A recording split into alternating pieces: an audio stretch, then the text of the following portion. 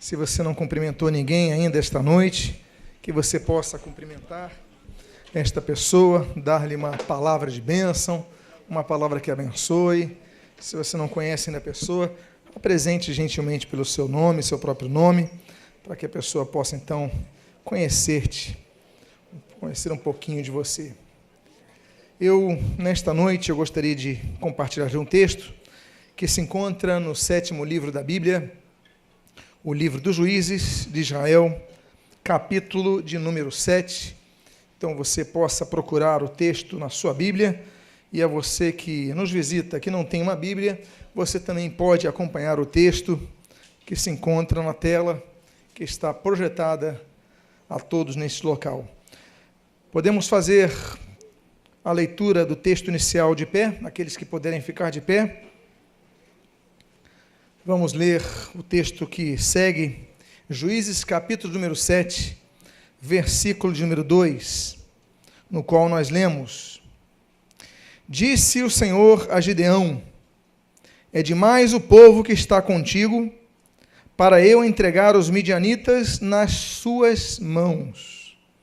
Israel poderia se gloriar contra mim, dizendo: A minha própria mão me livrou. Oremos. Pai amado, lemos a tua santa e preciosa palavra e pedimos, Deus, fala conosco nesta noite.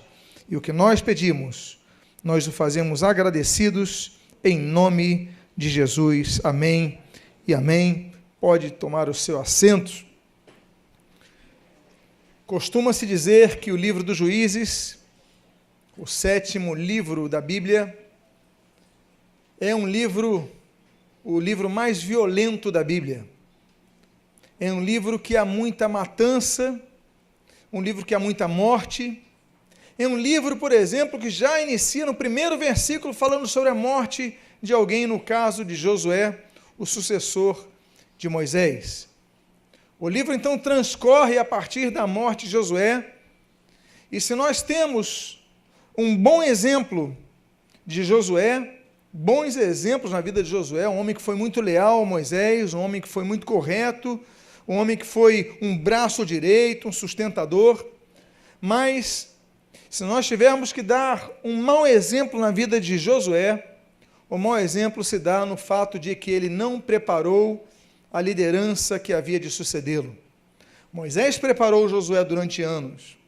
Josué, quando vai assumir Israel, Josué tem noções de governabilidade, Josué tem noções de administração militar, Josué tem várias noções de administração de um governo, mas Josué, quando então morre, deixa um vácuo no poder. Afinal de contas, quem governaria Israel? Moisés tinha um plano unificado, Deus dera um plano unificado a Moisés. Vocês vão sair do Egito como um povo, eu vou colocar vocês numa terra, e lá então vai ser distribuída, essa terra vai ser distribuída. Agora, quando eles chegam lá, cada um cuida do seu canto, e aquela uniformidade vai se deteriorando. Israel é um povo, os hebreus são um povo, mas estão divididos em 12 tribos, cada uma pensa em si. Não havia, depois da morte de Josué, um líder que unificasse. E com esse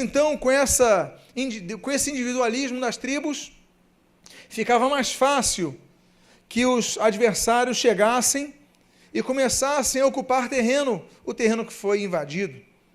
No período por exemplo, de Gideão, nós temos os midianitas como uma grande força, nós tivemos os amonitas, vários povos cananeus, várias vezes conquistando e reconquistando regiões que outrora pertenciam ao povo a quem Deus chamou para dominar aquela terra.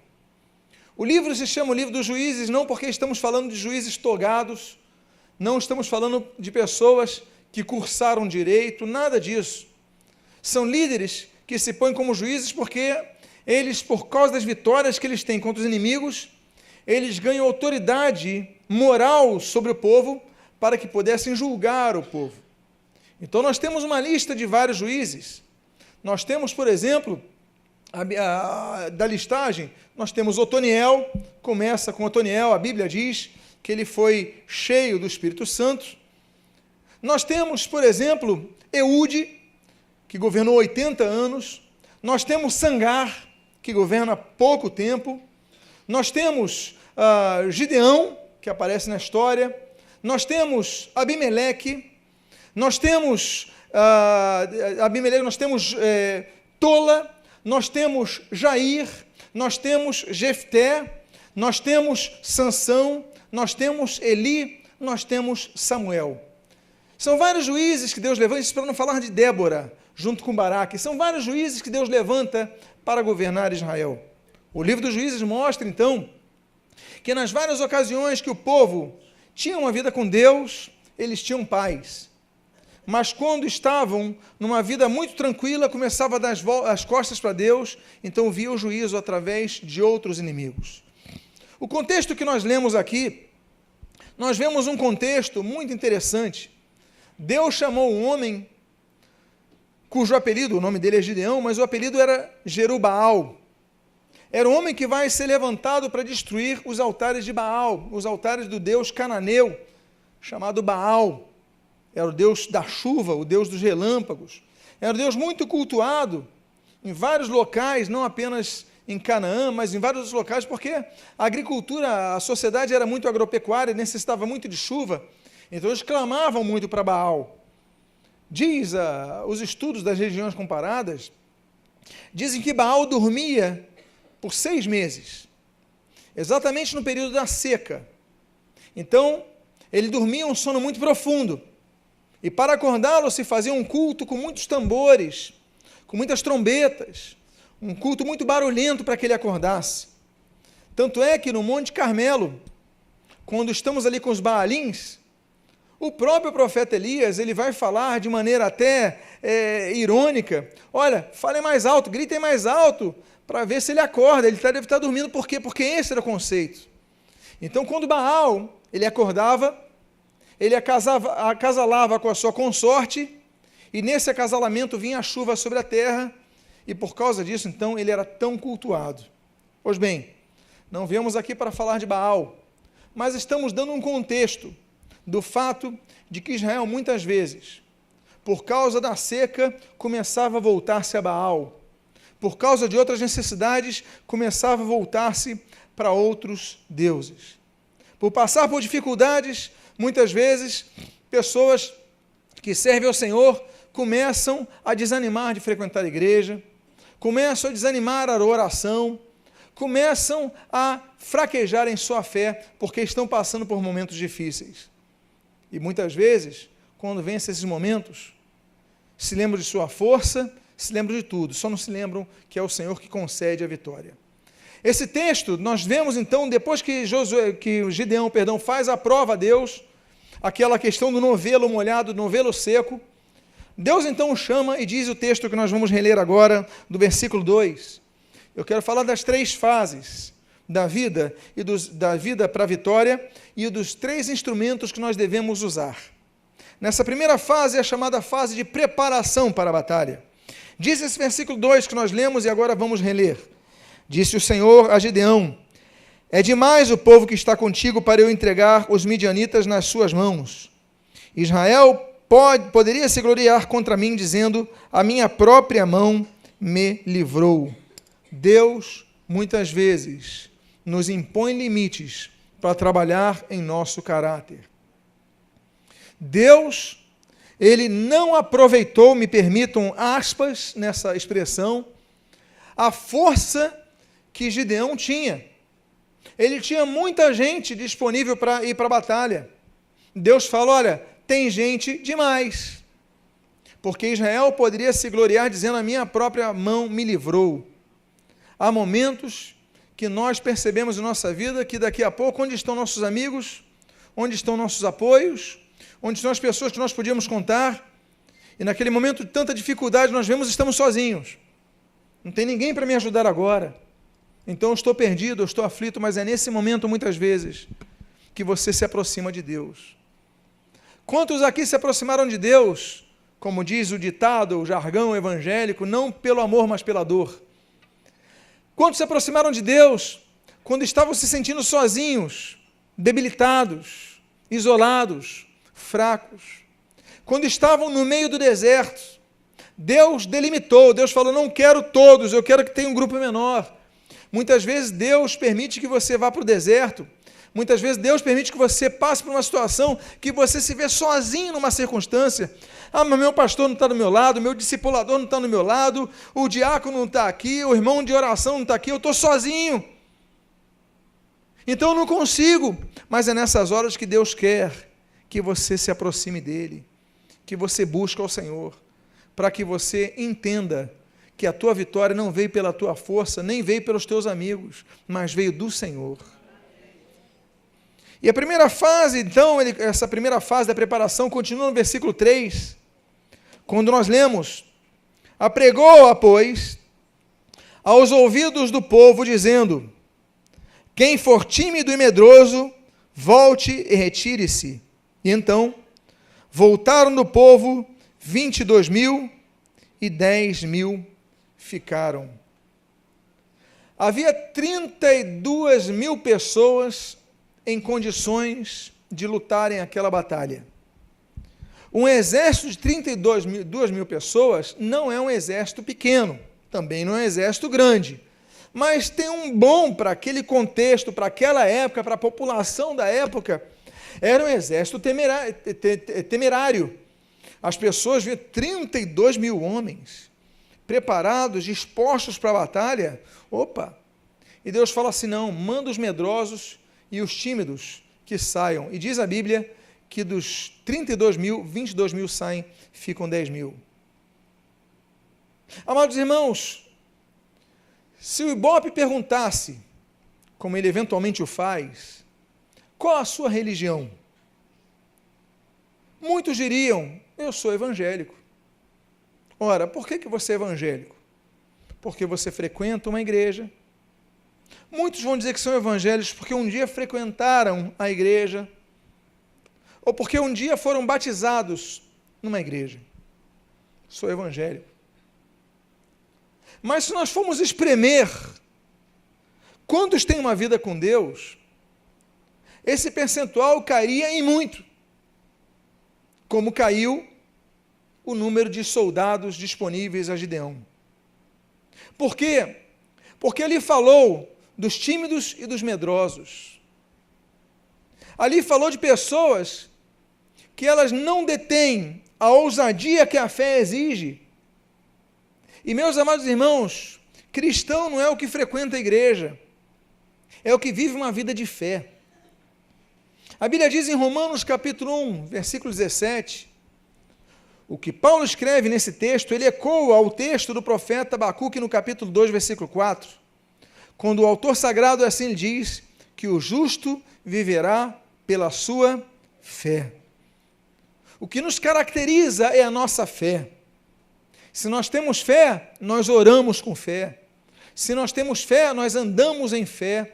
Se não temos fé, nós agimos com fé. Se nós temos fé, nós falamos palavras de fé. Se nós temos fé, nós vislumbramos questões que agora não estão em nossas mãos, mas nós temos certeza que nós vamos alcançar.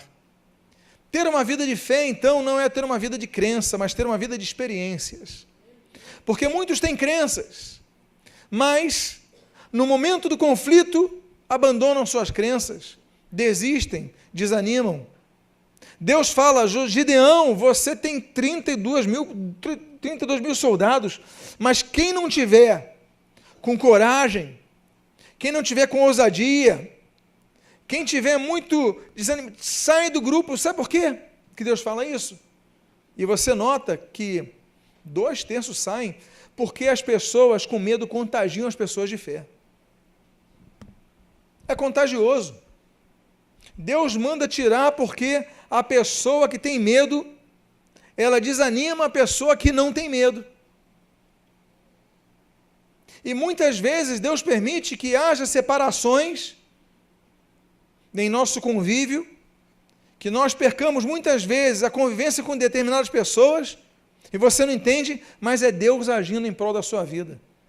Você não está entendendo por que isso está acontecendo, porque essa pessoa parou, porque essa pessoa às vezes está te fazendo mal e você não estava notando. Muitas vezes nos isolarmos de certas pessoas é o remédio que nós temos para melhorar. E aqui então Deus fala e diz a Bíblia que voltam 22.000 e 10.000 ficam. No versículo 5 nós lemos então: fez Gideão descer os homens às águas. Então o Senhor lhe disse: todo que lamber a água com a língua, como faz o cão, esse porás à parte, como também todo aquele que se abaixar de joelhos a beber. Deus faz uma segunda triagem diante de Gideão.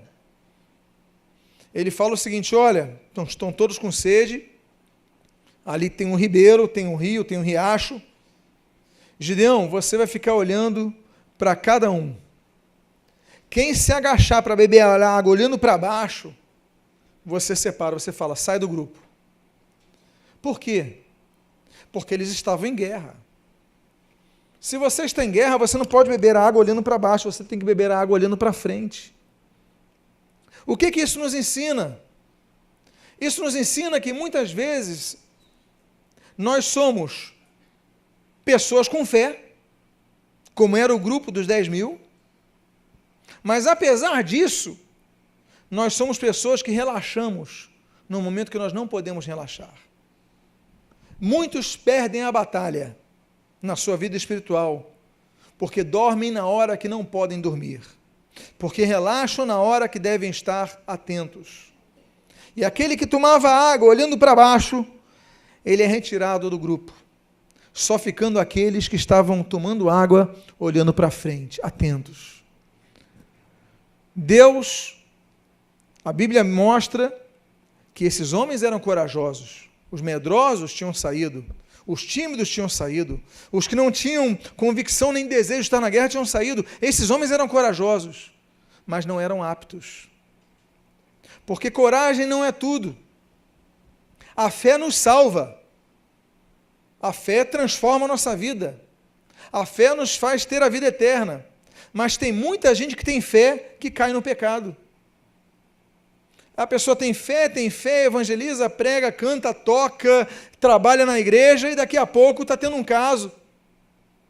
Daqui a pouco roubou. Daqui a pouco isso ou aquilo. Pessoas que tinham fé, por quê? Porque tomaram água olhando para baixo. E aí quando você olhou para baixo, você não viu o inimigo se aproximando. E quando ele se aproximou, já era tarde demais. Por isso o Senhor Jesus, ele ensina. E a regra, aquela que deve manter-se em nossa mente sempre é orai e pregai. É isso? Não. Orai e evangelizai. É isso? Não. Orai e vigiai, para que não o quê? Caiais em tentação. Para que você não ceda à tentação. Porque quando a tentação estiver chegando ao longo, e você estiver com uma certa distância, se você estiver bebendo água, uma necessidade, mas se você estiver olhando para cima, opa, não se aproxima daqui. Mas se você permitir que se aproxime demais, daqui a pouco você está totalmente enjaulado nisso. Na escola de líderes, nós temos uma aula falando sobre ética ministerial e ali nós falamos sobre ética pastoral. E nesses tempos de uma comunicação rápida, nós somos uma geração do WhatsApp. Quando nós começamos a escola ministerial, nós já éramos a geração do e-mail. Então, se você começar a receber, eu falo para os pastores, missionários, eles foram meus alunos, eles sabem o que eu vou falar aqui, porque eu dei aula para eles sobre isso. Você recebe e-mail de uma irmã, estou falando no caso dos homens, e ela começa com uma certa intimidade, e você tem que ser mais direto, mais curto e mais grosso. Me permito aqui a terminologia. Se você for muito... você começar a ceder o espaço, daqui a pouco vem um e-mail mais, e você começa a responder, daqui a pouco você está com seus sentimentos atrelados. Daqui a pouco vem o encontro, daqui a pouco vem intimidade, e daqui a pouco você está atraído. Por isso que eu falo, aprendam a cortar. Aprendam a cortar o perigo, não quando ele está muito próximo, mas quando você já percebe ele ao longo. Essa é a hora de você cortar, mantém distância. Vão ser julgados, vão ser muitas vezes chamados de mal educados e tudo mais, mas mantém distância. O que eu ensino também para eles, e eles fizeram a escola de líderes, é o caso de gabinetes pastorais. Se você nota o gabinete pastoral, a pessoa tentando uma aproximação maliciosa, corta a pessoa. Mas há necessidade de marcar um segundo gabinete, vai com a tua esposa. Mas tudo para manter distância. E o caso deles é o caso que se aplica a todos nós, a todo cristão. Se você beber água olhando só para baixo, você não vai notar, e daqui a pouco, quando você abrir os teus olhos, o perigo já está do seu lado, como aquela sucuri, cujo exemplo já dei tantas vezes, aquela cobra que ela não é rápida, ela é lenta, ela vai rodeando a sua presa, e daqui a pouco, quando você vê, você está preso. Então Deus fala para Josué: você quer ter vitória, Josué? Então tira. Josué deve ter questionado, mas é a maioria. Tira todo aquele que beber água olhando para baixo. Eles têm coragem, mas estão dando muita margem.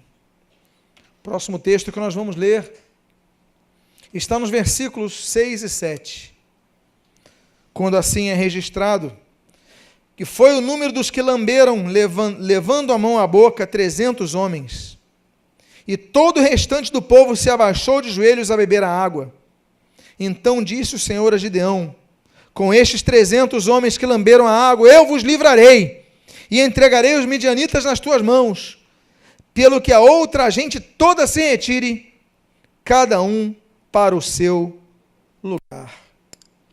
Qual era o número inicial de soldados? 32.000. Na primeira cortada, quantos saem? 22. Sobram quantos? 10.000. Saem 2/3. Fica 1/3. Dos 10.000, agora vão sobrar quantos? 300. São os homens que vão sobrar para a batalha. Amados irmãos, nunca o cristianismo equivaleu quantidade a qualidade. Jesus, por exemplo, ele quando inicia o seu ministério, ele tinha multidões que o seguiam. Nós temos alimentação de 5.000, nós temos alimentação de 7.000 homens, nós temos multidões que seguiam Jesus. Mas quando Jesus está naquela cruz do Calvário, apenas 3 mulheres e um jovem, que é o João, estavam ali, os outros escondidos. O próprio Pedro, que há poucas horas negaram o Senhor Jesus, tivera que ficar com o coração amargado, quando se cumpriu a profecia do mestre, quando ao ouvir o galo a cantar. Cadê as multidões? Cadê os paralíticos que andaram quando Jesus estava na cruz? Cadê os cegos que enxergaram quando Jesus estava na cruz? Cadê aqueles que 3 dias antes gritaram: Hosana! Bendito aquele que vem em nome do Senhor, e colocar os ramos no chão, quando Jesus entrar em Jerusalém, onde estava aquela multidão? 3 dias se passaram e havia 4 pessoas ao pé da cruz. O fato é que a multidão que havia disponível para guerrear a batalha não era o que Deus esperava dele. Deus esperava só 300 homens de 32.000. Muitas vezes você está na própria igreja, e na própria igreja você tem pessoas que te atrapalham na caminhada. Na própria igreja, muitas vezes você olha pessoas como exemplo de vida, que dão um mau exemplo, você começa a imitar as pessoas, você tinha uma vida correta e começa a se desviar, começa a pegar os maus hábitos dos outros, os maus costumes dos outros, dentro do arraial de Israel, dentro da própria igreja. Deus fala: manda retirar, porque a batalha, como ele diz aqui, entregarei os midianitas nas tuas mãos com esses 300. Às vezes a nossa vitória, ela não vem com a quantidade de pessoas que nos cercam, mas vem com as pessoas de fé e vigilância que estão aos nossos lados. Você notou então as 2 triagens? A primeira, só pessoas de fé, mas a segunda, só pessoas que vigiavam. São os 2 tipos de pessoas, são as 2 virtudes que nós devemos procurar ver nas pessoas com as quais nós podemos compartilhar as nossas lutas. Pessoas que têm fé e pessoas que vigiam. Porque é assim que Deus define a Gideão. Com essas pessoas, com esses 300, é que eu vou entregar os midianitas nas suas mãos. Meu Deus!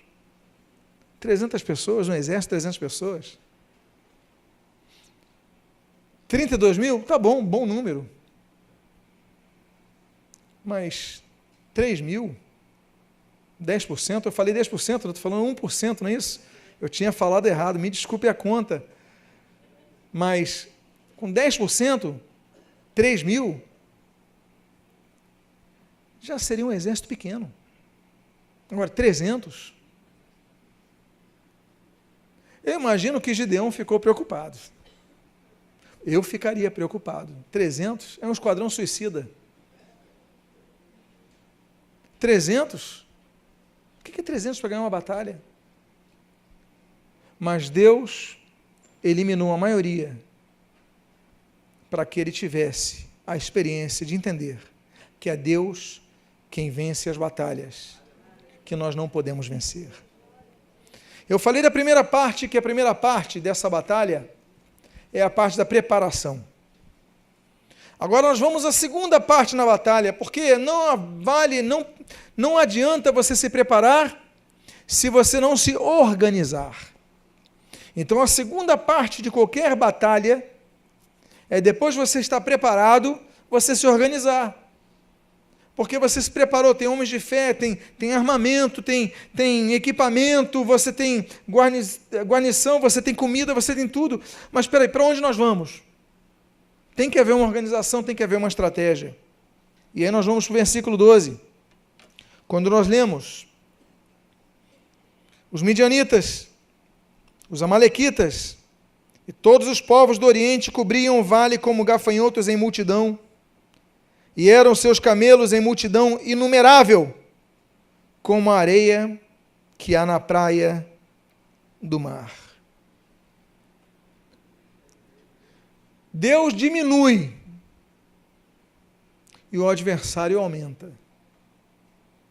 Porque o problema era os midianitas, não eram os midianitas? Mas o que você está lendo no texto? Os midianitas, os amalequitas e todos os povos do Oriente. Enquanto o exército de Gideão diminui em quantidade, o exército dos inimigos aumenta em quantidade, ao ponto de que os camelos eram inumeráveis. Ao menos 30 mil eles tinham noção de contagem. Se o autor sagrado podia dizer que eles tinham 32 mil, é porque até 30 mil eles tinham um cálculo. Mas para ele dizer que só os camelos, eles eram como a areia do mar, não dá para contar, é porque eram muito mais do que 32 mil, senão era mais ou menos 30 mil. Eles não sabem contar, é muito, só de camelo. Então, meus amados irmãos,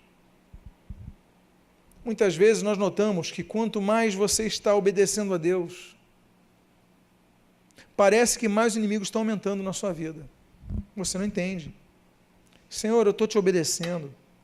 Eu leio a tua palavra. Eu oro. Eu vou no culto. Eu oferto, eu dizimo. Eu vou na reunião de oração. Eu me santifico. Agora os problemas aumentam. As dificuldades aumentam na minha vida. As minhas orações não estão sendo respondidas. E você começa a ver que teu problema é os midianitas, agora você está vendo os amonitas, você está vendo outros povos. E aí você começa a ficar preocupado. Por quê? Porque se você antes já tinha uma perspectiva de grande combate, agora você vê que não tem chance quase nenhuma para isso. Não estranhe quando os inimigos aumentarem, quando você estiver buscando mais a Deus.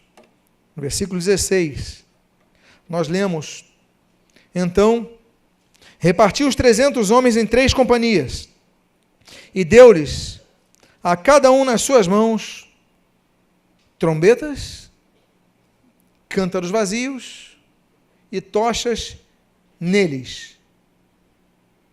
3 coisas: trombeta numa mão, na outra mão cântaros vazios e dentro dos cântaros, tochas neles, nos cântaros. Tinham 2 mãos. Espera aí, pastor. O senhor falou que eles estão indo para uma guerra. Falei. Falou que o exército tem 1% do que tinha originalmente. Falei. Falou também que a quantidade de inimigos aumentou. Falei. Ok. Aí a orientação de Deus é para darem trombeta numa guerra. Tudo bem. Cântaros vazios. Se tivesse cântaro com água, é para beberem água, óleo para aquecer à noite. Mas peraí, cântaro vazio. E dentro do cântaro, tocha. Onde está a espada? Onde está um escudo? Você encontrou no texto? Eu não consegui encontrar. Você encontrou? Não tem espada, não tem escudo, são um exército, quase uma guarnição, mas o que começa a acontecer aqui? Diz a Bíblia, repartiu os 300 homens em 3 companhias.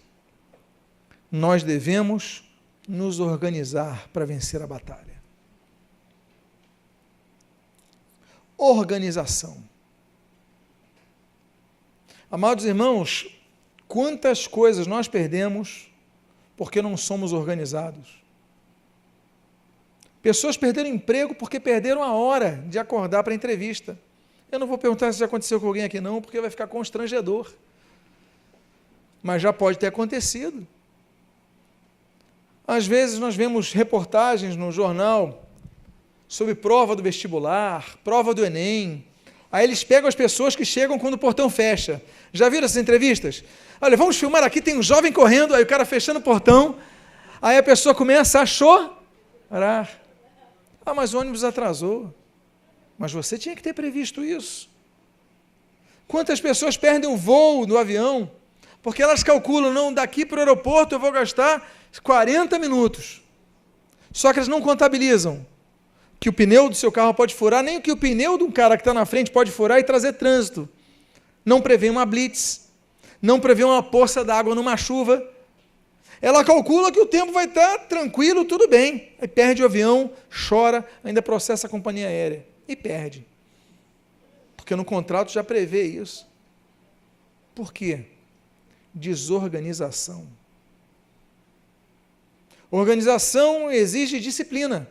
Por exemplo, com um horário. E na nossa vida cristã, exige disciplina com os assuntos espirituais.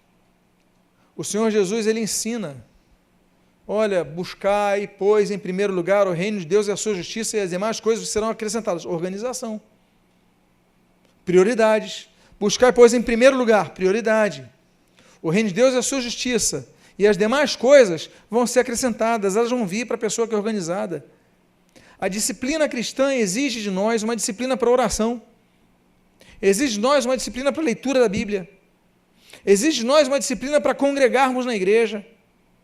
Temos que ser pessoas disciplinadas com nossos bens, temos que ser pessoas disciplinadas, porque a Bíblia não diz que eles foram um bando de 300 pessoas, diz que ele separou em 3 companhias, de 100 pessoas cada. Agora, o mais interessante é o material que eles vão usar. Continua o texto, então, no versículo 17, dizendo, e assim o texto registra, e disse-lhes, olhai para mim, e fazei como eu fizer, e chegando eu às imediações do arraial, como fizer eu, assim fareis. Outra coisa que nós aprendemos é a responsabilidade de sermos pessoas que têm responsabilidade, a ponto de sermos o exemplo dos outros. Meu pai um dia me disse uma coisa, quando era criança, o seguinte, olha, se você me ver um dia entrando bêbado em casa, e eu te disser para não beber, você não precisa me obedecer, porque eu não vou ter moral para dizer isso a você. Tem pessoas que querem ensinar aos outros aquilo que não fazem. É o fumante que fala para o filho, filho, não fuma porque isso daí faz mal. Que moral você tem? Você pode ter e nós ouvimos uma pregação maravilhosa na sexta-feira sobre isso, sobre o exemplo, falar muito mais do que as palavras. Que moral eu tenho como líder de exigir alguma coisa que eu não estou vivendo? Que moral cada um de nós tem para ensinar aos filhos aquilo que não estão vivendo? Meus filhos estão aqui. Minha esposa está aqui. Eles podem confirmar se o que eu prego é o que eu vivo. E eles têm moral, e eu tenho que ter moral para ensinar aquilo. E, meus amados, nós temos que ser assim. O Gideão fala o seguinte: olha, olhai para mim e fazei como eu fizer. Porque Gideão teve várias falhas. Gideão falhou na sua vida familiar. Gideão é um homem que tem 70 mulheres. Que tem várias mulheres, tem 70 filhos, perdão. E tem problemas quando nasce o Abimeleque, que vai ser um dos juízes de Israel, antes de Tola, antes de Jair, vai ser o Abimeleque. Ele vai causar um problema muito grande, porque ele vai mandar matar os irmãos para reinar sozinho. Só sobra um chamado Jotão. Ele aniquila os seus irmãos. Mas Gideão, ele tem características muito boas, porque quando ele ia à guerra, ele falou: me sigam, façam o que eu faço. Nós devemos fazer o mesmo. Quando nós vivemos uma vida cristã, nós devemos viver a vida cristã não apenas da boca, mas em nossas ações. E continua o texto dizendo: e quando eu tocar a trombeta, e todos os que estão comigo estiverem, então, vós também tocareis a vossa ao redor de todo o arraial e direis: pelo Senhor e por Gideão. Duas questões aqui: princípio de autoridade espiritual e ordem, o momento certo. Quando eu tocar a trombeta, todos que estiverem aqui comigo vão também tocar a trombeta. Não é cada um numa hora, não é cada um por si. Há uma organização. As igrejas que estão espalhadas na terra, elas têm uma liderança, elas têm uma organização. Quando eu tocar, vocês tocam. Tem que haver uma ordem, assim como numa casa tem que haver uma ordem. Tem os pais, tem os filhos, tem uma ordem na casa. Deus estabelece isso. Nós fizemos um estudo bíblico longo sobre o princípio de autoridade, não vou repetir. E não apenas isso, olha, toquem quando eu tocar. Mas Gideão ele fala: olha, quando vocês tocarem, vocês vão dizer: pelo Senhor e por Gideão, estamos unidos, devemos nos unir, devemos estar juntos, não é cada um por si, não é por mim, por meus, não, é por Gideão, estamos juntos numa mesma direção, temos que guerrear unidos, a sua família tem que guerrear unida, você tem que guerrear com tua família junta, nós não podemos ser individualistas, nós aprendemos com isso, que nós devemos quebrar todo o orgulho e individualismo e lutarmos pelo coletivo. E a Bíblia então continua dizendo, no versículo 19, na sua primeira parte: chegou, pois, Gideão, e os 100 homens que com ele iam às imediações do arraial, ao princípio da vigília média, havendo-se pouco tempo antes trocado as guardas, e tocaram as trombetas. Organização. Havendo-se pouco tempo antes trocado as guardas. Ele não tocou em qualquer momento. Olha a estratégia militar de Gideão.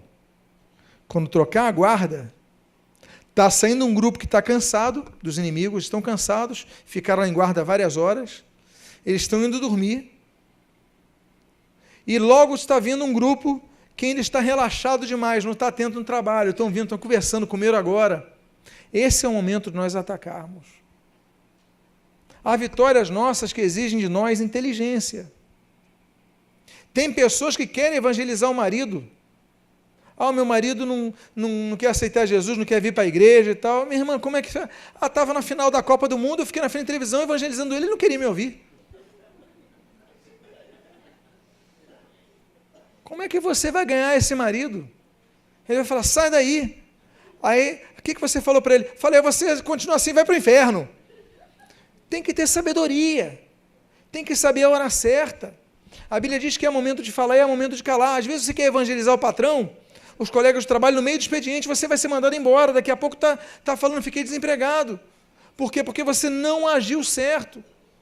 Não é todo momento, é o momento certo, o momento oportuno. Claro, devemos evangelizar em todo o tempo, mas nós devemos ter inteligência para evangelizar.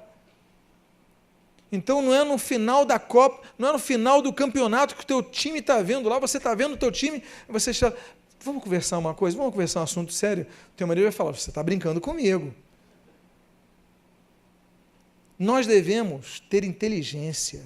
Josué, a gente não sabe quantos minutos ou quantas horas ele esperou, mas ele falou, só vamos tocar a trombeta quando o pessoal começar a deitar, o pessoal que está cansado e o pessoal que está pegando a guarda, começar a trabalhar. Esse ínterim, esse momento é o momento do ataque. Trabalhemos com inteligência, porque tocar a trombeta é anunciar algo. Tocar a trombeta é anunciar a palavra. Primeira arma que nós devemos usar são as trombetas. Primeira arma que o crente tem que ter é a evangelização. Nós devemos evangelizar com a trombeta, com o clangor das trombetas. As trombetas, elas serviam para unir o povo. Lembram-se, quando Deus dá uma instrução, por exemplo, a Moisés, ele fala assim, olha, e vocês farão 2 trombetas de prata. Quando nós vamos nas viagens de Israel, eu sempre levo o pessoal no local chamado Instituto do Templo. Nós tivemos, inclusive, uma manifestação essa semana em Jerusalém, das pessoas querendo a construção do templo, terceiro templo. Esses objetos já estão prontos no Instituto do Templo, eu mostrei lá, aqui as 2 trombetas de prata. Aquelas trombetas de prata, elas serviam, não as originais, as que fizeram para o terceiro templo, elas serviam para juntar o povo. As trombetas servem para anunciar unidade, mas também anunciar o juízo, a batalha, a ida à guerra. Nós devemos viver uma vida, meus amados irmãos, que as trombetas estejam em nossas mãos para que nós toquemos. Nós temos a palavra de Deus e muitas vezes nós não tocamos a palavra de Deus. Nós temos a Bíblia e não pregamos pela palavra e pelos exemplos. Nós devemos tocar a trombeta, nós devemos viver o evangelho, as pessoas têm que ver luz em nossas vidas. Por quê? Porque quando estavam trocando a guarda, eles tocaram a trombeta. Eu imagino que o pessoal que estava relaxado ficou confuso. Eu imagino que o soldado que dava depois de horas e horas e horas em guarda, ele acordou assustado. Todos sendo pegos despreparados. E essa foi a hora de tocar a trombeta. A primeira arma que nós temos, a trombeta para anunciar a palavra de Deus. Depois nós temos uma segunda coisa muito importante, como nós lemos no final do versículo, na continuação do versículo número 19. E quebraram os cântaros que traziam nas mãos. Quebrar o cântaro, meus amados irmãos, aponta muitas coisas na Bíblia, mas uma delas é o quebrantamento que nós devemos ter da nossa alma, o quebrantamento que nós devemos ter do nosso homem exterior. Muitos querem fazer a obra de Deus, muitos querem seguir a Jesus, mas o seu coração ele continua sufocando a boa semente que está lá dentro. Você fala assim, mas eu conheço a palavra, eu ouço a palavra, hoje eu vou começar a ter uma vida certa com Deus, mas segunda-feira você não ora, na terça-feira você não lê a Bíblia, domingo seguinte você falta ao culto, porque está chovendo, porque está frio, porque está calor, porque está sol, porque você não está afim, porque você tem vários motivos, aí você não vai, você tem uma vida, porque você não quebranta. Você não consegue priorizar as coisas do reino de Deus em primeiro lugar, colocar em primeiro lugar as coisas do reino de Deus. Por quê? Porque a casca da semente não é quebrada. O Senhor Jesus diz, olha, se a semente não morrer, ela não vai poder vingar. Porque a casca da semente, ela precisa, para a semente vingar, para qualquer semente vingar, aquela semente que está dentro de uma casca, ela precisa romper a casca e ela começa a crescer. Mas se ela não romper a casca, se a casca for muito grossa, ela não consegue, ela é sufocada e ela morre. Toda planta é assim. Nosso espírito é assim. Deus transforma o nosso espírito, o Espírito Santo de Deus fala o nosso espírito, mas nós temos uma casca chamada alma, a vontade do homem, a raiva, o ódio, o rancor, tantas coisas, e você quer fazer as coisas boas de Deus, mas aquela casca não é rompida, ela fica sufocando, e daqui a pouco aquela semente é sufocada. Você queria fazer tantas coisas, você não faz. Por quê? Porque aquela semente sufoca. É momento, quando você for na batalha, de lembrar: eu tenho que quebrar esse cântaro, eu tenho que quebrar essa coisa que eu construí, que abafa, ela tem que ser quebrada. É a segunda coisa que nós devemos ter, o segundo objeto que nós devemos ter para ser quebrado numa batalha. E por fim, nós temos mais um objeto. A Bíblia diz, no versículo número 20, com o qual eu encerro esta mensagem nesta noite: assim, tocaram as 3 companhias as trombetas, e despedaçaram os cântaros, e seguravam na mão esquerda as tochas, e na mão direita as trombetas que tocavam, e exclamaram: espada pelo Senhor e por Gideão. Meus amados irmãos, eles pegam as tochas e começam a acender as tochas. 3 companhias de 100 pessoas, o acendimento era rápido. Havia uma tocha acesa, você colocava a tocha no outro e rapidamente aquelas 100 estavam prontas, outras 100 estavam prontas e outras 100 estavam prontas. Talvez se fossem 10 mil, 32 mil, não conseguissem acender aquelas tochas com tamanha rapidez. Mas o fato é que a tocha representa algo fundamental para estarmos na guerra. A tocha representa o fogo, que o fogo representa o Espírito Santo em nossas mãos, em nossas vidas, nosso espírito. Nós devemos estar cheios do Espírito. O Espírito tem que aquecer o nosso coração, o Espírito tem que falar o nosso espírito, tem que falar o nosso coração, tem que nos dar direção. Senão nós seremos pessoas que faremos a batalha com nossa própria força, mas quem dá a vitória é o Senhor. Eu quero convidar você aqui, por favor, fique de pé. Eu quero convidar você, ao ficar de pé, a fechar os seus olhos. Eu quero fazer neste momento 2 convites muito especiais nesta noite. Enquanto estão todos de olhos fechados, eu queria convidar a você que quer entregar a sua vida ao Senhor Jesus, ou que quer voltar aos caminhos do Senhor, que você possa levantar a sua mão. Tem alguém aqui em nosso meio que gostaria de entregar a sua vida ao Senhor Jesus nesta noite, ou voltar aos caminhos do Senhor Jesus nesta noite? Levante sua mão agora. Alguém aqui nesta noite? Alguém aqui em nosso meio? Eu queria fazer uma segunda oração. A você que está enfrentando uma batalha, você veio neste culto, está ouvindo essa mensagem, e você nesta noite entendeu que precisa quebrar o cântaro do orgulho do seu coração, precisa dar lugar ao Espírito Santo. Esse Espírito Santo, ele tem que flamejar em tua vida, e você tem que reluzir o som de Deus na sua vida, tocando a trombeta, vivendo o Evangelho. Se você é uma das pessoas que entende que precisa se aperfeiçoar nisso, coloque a mão no seu coração. Eu quero orar por sua vida. Pai amado, em nome de Jesus, eu quero te louvar, eu quero te agradecer, eu quero te engrandecer pela tua palavra que foi nesta noite proclamada, aqui ela foi pregada, aqui ela foi anunciada. Deus amado, que sejamos pessoas quebrantadas diante de ti, que teu Espírito Santo flameje em nossos corações, e que através de nossas vidas seja o ressoar constante, claro, límpido da tua voz, através de nossas palavras, mas não somente através destas, mas através do nosso exemplo de vida. Abençoa as nossas vidas, faz-nos nós cristãos verdadeiros, onde a luz do Senhor reflete em nossa vida, e que nós possamos vencer a batalha, que seja uma batalha vencida, não com 32 mil, não com 22 mil, não com 10 mil, mas apenas com 300, com menos. Às vezes nós temos menos recursos que nós tínhamos, mas esse momento é o momento que muitas vezes Deus permite que nós cheguemos, para que nós conquistemos a batalha. É confiando no Senhor, é obedecendo no Senhor, é estando unidos e organizados. Pai amado, dá-nos vitória. Eu peço, dê vitória ao teu povo, a cada um aqui. E o que eu te peço, eu te agradeço em nome do Senhor Jesus. Amém e amém. Diga à pessoa que está do seu lado, que Deus te dê essa vitória em nome de Jesus. Pode tomar o seu assento.